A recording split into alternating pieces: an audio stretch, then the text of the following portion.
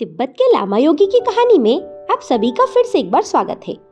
उस रहस्यमय गुफा में मैं अचंभित सा दीपरत्न के साथ गुफा के एक कक्ष से दूसरे कक्ष में प्रवेश कर रहा था और आंखें फाड़ फाड़ कर गुफा की भव्यता और दीवारों पर उकेरे गए रेखा चित्रों को देख रहा था। यकीनन मैं निशब्द था और रोमांचित भी। उस वातावरण का मुझ पर ऐसा असर हुआ कि मैं खुद को सम्मोहित सा महसूस करने लगा था। ऐसा लगता था जैसे मुझ पर वैराग्य का भाव हावी होने लगा था। कहने की आवश्यकता नहीं कि अब तक अपनी आंखों से जो कुछ भी देखा था उस पर सहसा विश्वास नहीं हो रहा था। मुझे सब कुछ एक सपना सा प्रतीत हो रहा था।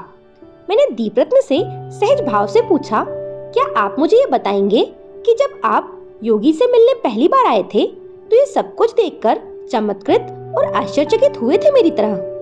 संभवतः मेरी ये बात बचपने सी लगी दीपरत्न को। सुनकर वे हंस पड़े और फिर बोले, ये विशाल कक्ष और उनकी दीवारों पर बने अद्भुत विचित्र और कौतूहलपूर्ण चित्रों को देखकर आपकी तरह आश्चर्यचकित नहीं हुआ था मैंने पूछा, क्यों? उन्होंने कहा, इसलिए कि मैं जानता था कि ये सब कुछ एक महान योगी की योग माया है। उनकी योग सृष्टि है और है उनकी सिद्धियों का अविश्वसनीय चमत्कार। क्या ये सारा विस्तार जिसको मैं देख रहा हूँ ये योग माया है, योग सृष्टि है, सिद्धियों का चमत्कार है? मुझे समझ में नहीं आया। मैं थोड़ा झुंझलाकर बोला।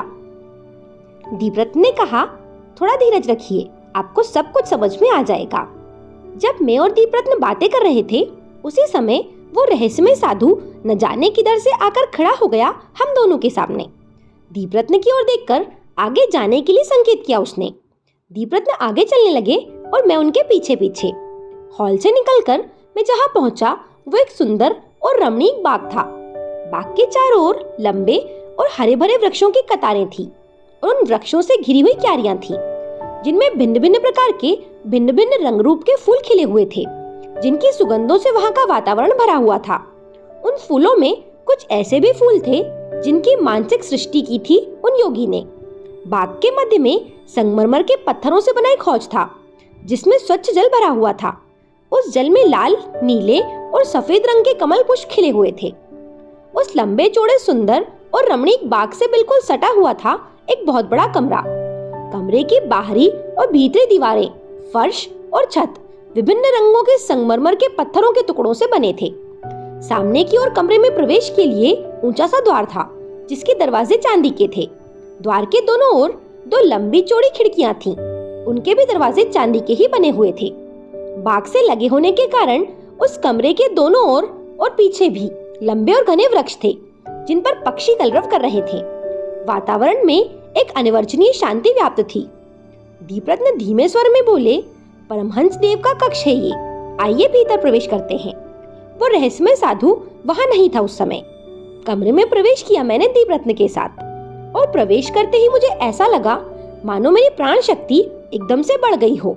सारे शरीर में एक विचित्र सी शक्ति का अनुभव करने लगा मेरी मानसिक अवस्था भी अत्यंत संवेदनशील हो उठी थी। मेरे सोचने विचारने और चिंतन मनन करने की क्षमता भी इतनी बढ़ गई कि मैं बता नहीं सकता। कमरे में हल्का नीला प्रकाश हो रहा था और उसी हल्के नीले प्रकाश में सबसे पहले जो मैंने देखा वो था एक लंबा चौड़ा तख्त जो चांदी और सोने का बना हुआ था और जिस पर मोटा सा गद्दा और पीले रंग का रेशमी चादर बिछा हुआ था और उसके ऊपर बिछा हुआ था सिंह चर्म। सिंह के पूरे शरीर का चर्म था। तख्त के दोनों ओर थे सिंह मुंड जो बिल्कुल सजीव प्रतीत हो रहे थे। लगता था जैसे कभी भी उनके मुख खुलेंगे और मेरी ओर अपनी धधकती हुई अंगारों जैसी लाल आंखों से देखकर वो गरज उठेंगे। अब उस मंद आलोक में जिस पर मेरी दृष्टि पड़ी थी वो एक 18-20 वर्ष का नवयुवक था जो पद्मासन की मुद्रा में सिंह चर्म पर बैठा हुआ मंद मंद मुस्कुराते हुए मेरी ओर ही देख रहा था। दिव्य सुगठित देह, गौरवर्ण और उस गौरवर्ण दिव्य शरीर पर काशाय वस्त्र, गले में झूलती हुई माणिक, मुक्ता, रुद्राक्ष और स्फटिक की मालाएं, कंधों का स्पर्श करती हुई घनी स्याह केश राशि, रक्ताभ होंठ, बड़े बड़े नेत्र, सघन भौहें और उन्नत ललाट। एक अवर्णनीय आकर्षण था उस देवतुल्य युवक के मुखमंडल पर। एक प्रखर ज्योति थी उसके नेत्रों में। उसके चारों ओर एक सुनहरा प्रभामंडल था। स्थिर नेत्रों से अपलक निहारता रहा मैं उस दिव्य युवक की ओर। हे भगवान, हे परमात्मा, कैसे और क्या कहूँ, मैं कुछ समझ नहीं पा रहा था। मेरे सामने था उस दिव्य और सुंदर नवयुवक के रूप में एक अविश्वसनीय और आश्चर्यजनक किंतु पूर्ण सत्य, और उसी पूर्ण सत्य को अपनी भाषा में प्रकट करने जा रहा हूँ मैं, जिस पर किसी को सहसा विश्वास नहीं होगा। स्वयं मैंने भी कभी कल्पना नहीं की थी उस सत्य की। वो सुंदर और आकर्षक व्यक्तित्व वाला नवयुवक और कोई नहीं, लगभग 600 वर्षीय आकाशचारी परम योगी ब्रह्मांडव परमहंस देव थे, जिसने अपने मन पर, अपने प्राण पर और अपने शरीर पर योग बल की सहायता से पड़ने नहीं दिया था काल के कुटिल प्रभाव को, और सदैव युवक ही बने रहे। क्या कोई स्वीकार करेगा इस अविश्वसनीय सत्य को? कभी नहीं। लेकिन योगी समाज में सब कुछ संभव है, असंभव कुछ भी नहीं। सहसा मेरे कानों में एक मंद किंतु गंभीर स्वर गूंजा। निश्चय ही वो स्वर योगी का ही था। वो कह रहे थे, न जाने कितने वर्षों से प्रतीक्षा कर रहा हूँ मैं तुम्हारी। आज वो प्रतीक्षा समाप्त हुई। मेरी समझ में नहीं आया। मैं अचंभित हो उठा कि मेरी प्रतीक्षा क्यों, किस लिए? सहसा दिव्य पदम गंध से भर उठा उस महान योगी का साधना कक्ष। सिर घुमाकर देखा, हाथ में पूजा की थाली लिए एक काशाय वस्त्रधारिणी सुंदर महिला धीरे धीरे कमरे में प्रवेश कर रही थी। हे भगवान, कितनी सुंदर थी वो सन्यासिनी। उसके सौंदर्य का वर्णन शब्दों में असंभव है। लगा जैसे किसी परलोक की कोई देवी हो वो।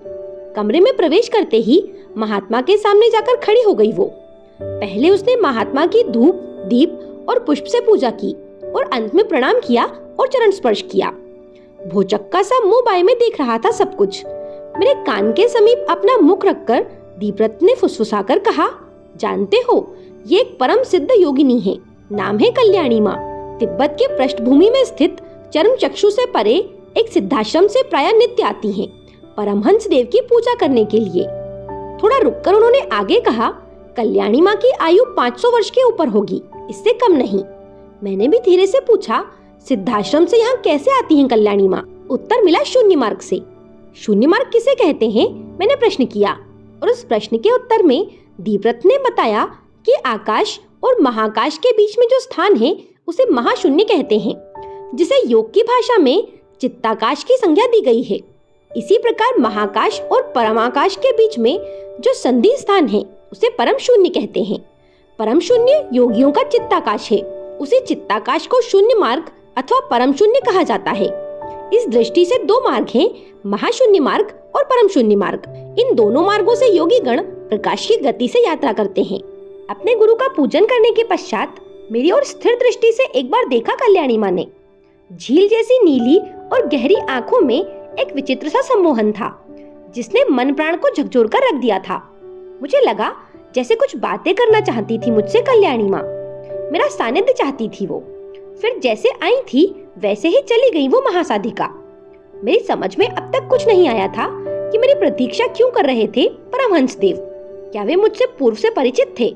हाँ, मेरे अस्तित्व से पूर्व परिचित थे परमहंस देव। 250 वर्ष पूर्व जब परमहंस देव काशी यात्रा पर आए थे, उस समय भेंट हुई थी उनकी मुझसे। काशी के एक ब्राह्मण कुल से संबंधित था मैं। माता पिता के स्नेह से वंचित अपने परिवार में एकाकी व्यक्ति था। मेरा विवाह नहीं हुआ था। बाल्यावस्था से ही धार्मिक और दार्शनिक प्रवृत्ति का था मैं। उस समय मेरी अवस्था 20 वर्ष की लगभग रही होगी।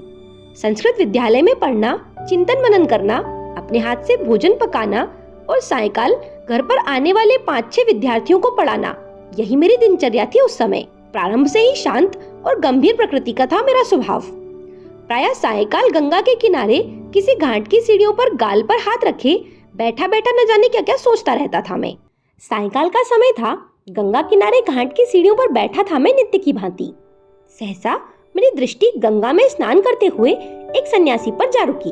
उन सन्यासी से मेरी पहली भेंट ने आखिर क्या मोड़ लिया, ये जानने के लिए आप अगला वीडियो जरूर देखें। मेरे साथ बने रहने के लिए आप सभी का धन्यवाद।